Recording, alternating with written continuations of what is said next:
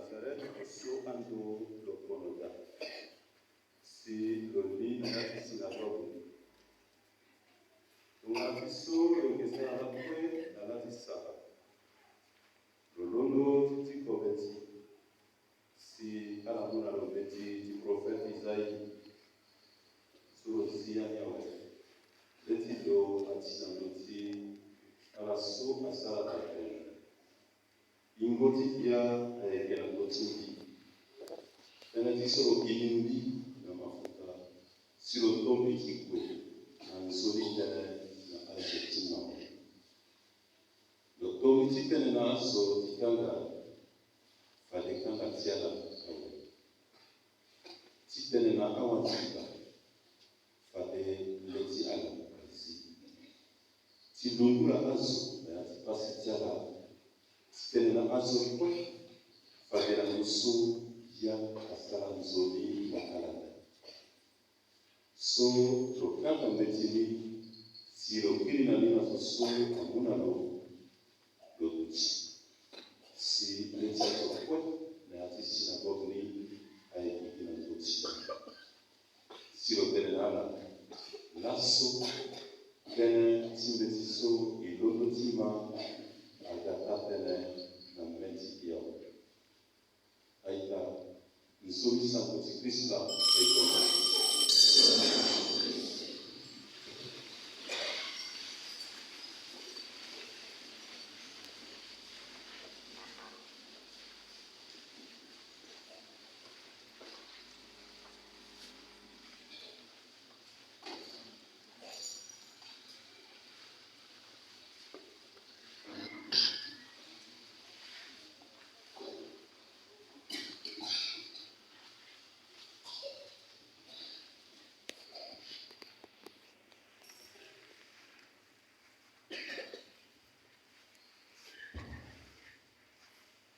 Chers frères et sœurs dans le Christ, chers frères et sœurs dans le Christ, dans chaque diocèse, en prélude au Triduum pascal, il est de coutume dans l'Église catholique que l'on célèbre la messe chrismale au cours de laquelle l'évêque bénit des filles de saints, à savoir le Saint-Crème et les filles des malades et les catéchumènes et ceux en présence du peuple chrétien et du presbytérium tout entier. Il s'agit là, frères et sœurs, d'une célébration solennelle. Une célébration qui puise sa véritable signification dans le mystère que nous célébrons, le mystère pascal que nous avons débuté depuis le dimanche dernier, celui de la passion, de la mort et de la résurrection de Christ lui-même, mystère que nous méditons ces jours-ci. Cette messe chrismale se célèbre normalement au matin du jeudi saint, mais peut être anticipée. C'est pourquoi chez nous, pour des raisons pastorales, nous la célébrons le mardi saint de la semaine sainte. Rassemblés des différents points de notre diocèse dans notre cathédrale, tous prêtres, religieux, religieuses et laïcs, nous pouvons affirmer avec le prophète Isaïe, à l'exception des catéchumènes présents dans cette assemblée, l'Esprit du Seigneur est sur moi, parce que le Seigneur m'a consacré par l'onction. En effet, frères et sœurs,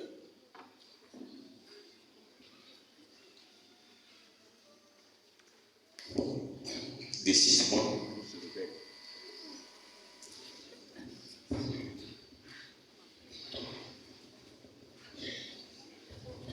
la paix de Christ et qui bénit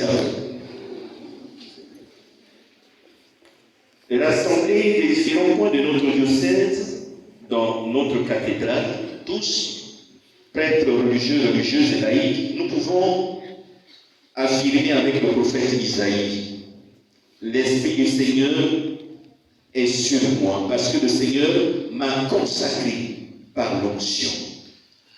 Ce que nous avons entendu dans la première lecture.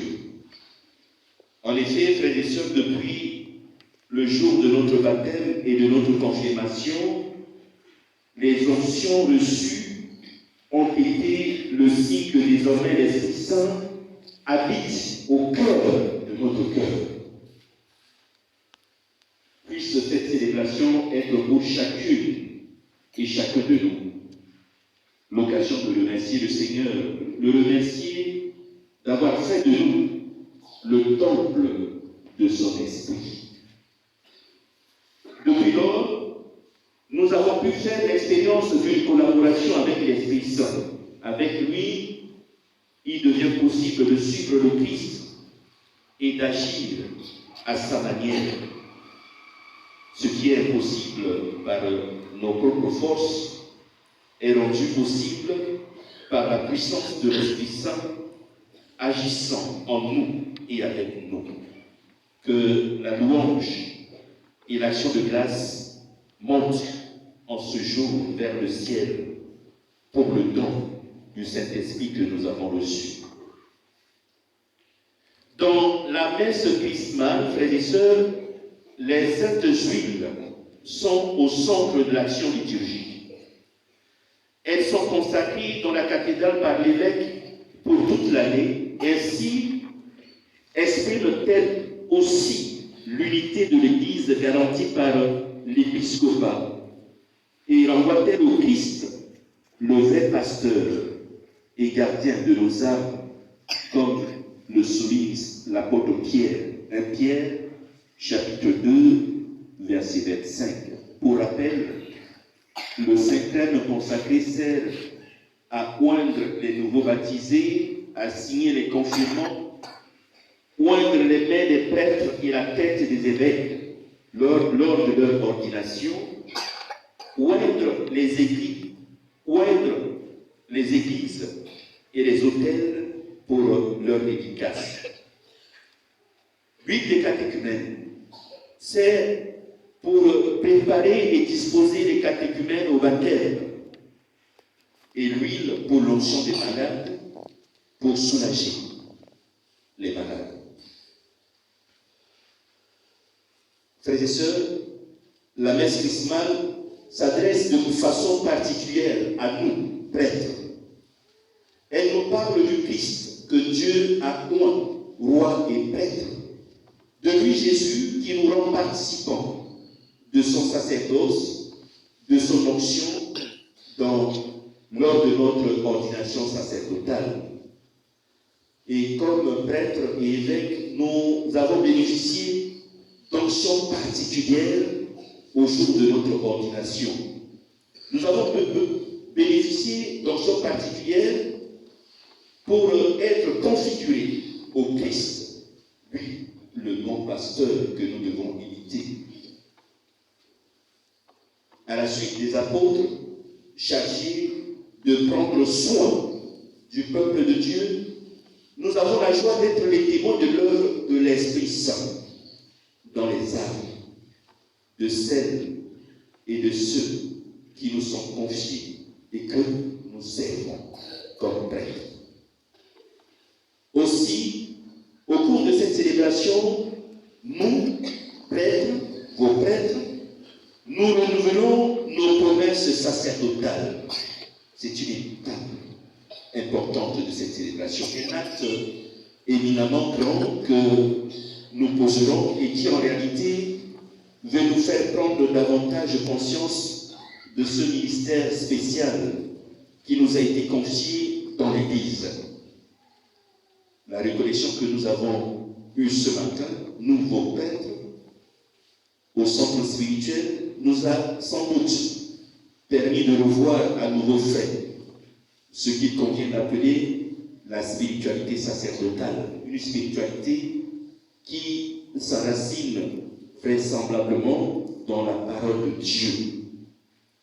Le prédicateur de la récollection ce matin nous a rappelé ceci, et je vous le partage. Avant d'être porteur de cette parole, de la parole de Dieu, il est important que cette même parole soit implantée en nous et que nous puissions en vivre véritablement chaque jour et chaque instant de notre vie.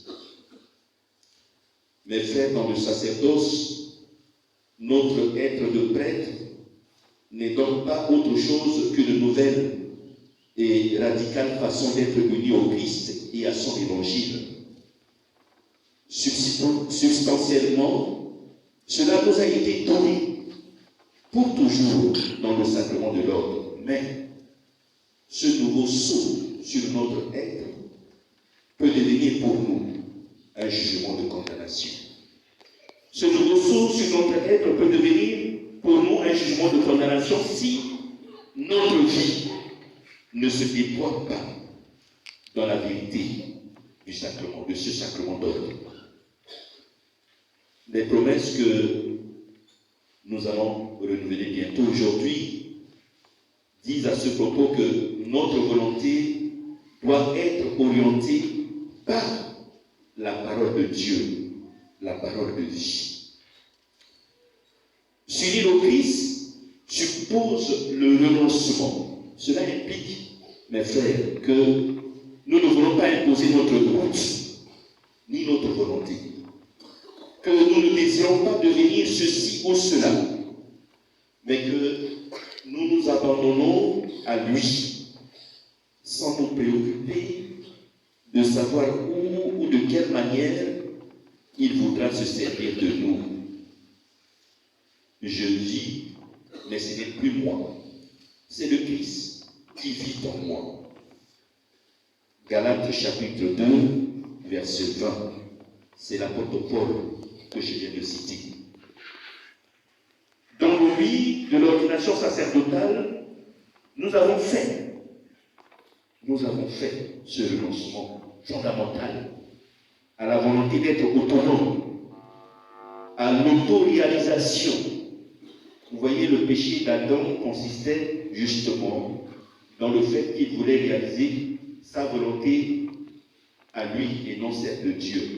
Et la tentation de l'humanité est toujours celle de vouloir être totalement autonome, de suivre uniquement sa propre volonté et d'estimer que ce n'est que de cette manière que nous serions libres. De suivre uniquement sa propre volonté et d'estimer sa propre volonté. Il nous a été rappelé ce matin, toujours lors de cette récollection, l'exigence de refuser toute logique individualiste, de privilégier une spiritualité de communion. Frères et sœurs, de nous tous ici, l'Esprit Saint a fait des enfants de Dieu qui, ensemble, formons le corps de Christ dont il est la tête. Tous. Nous sommes enfants de Dieu, nous formons un seul corps, le corps de Christ. Et pour la croissance de ce corps de Christ qu'est l'Église, tous et chacun, nous sommes invités à écouter les Écritures, puis à discerner dans la docilité à l'Esprit Saint et le respect de chacun, afin de rechercher ce que Dieu veut pour son Église aujourd'hui, ce que Dieu veut pour nous aujourd'hui, dans notre diocèse, dans notre Centrafrique. Le pape François œuvre de telle sorte que l'Église emprunte davantage un chemin de synodalité, ce chemin de synodalité qui consiste avant tout à savoir se mettre à l'écoute de la parole de Dieu, mais aussi à l'écoute des autres. Les prêtres doivent être harmonieusement unis à leur évêque.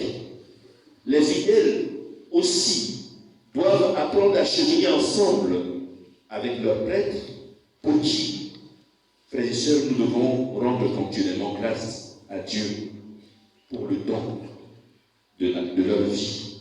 Ils ont donné leur vie pour le service de l'humanité, pour le service de l'Évangile. Demandons demandons au Seigneur en ce jour d'être des témoins fidèles, tous et chacun, d'être des témoins fidèles de sa parole dans ce monde.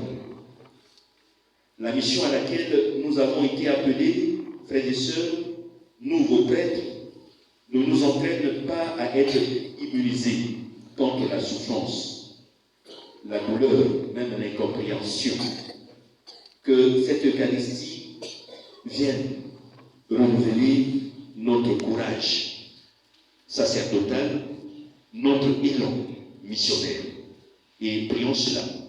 Prions pour cela au cours de cette Eucharistie et que le Seigneur nous donne cette grâce. Amen.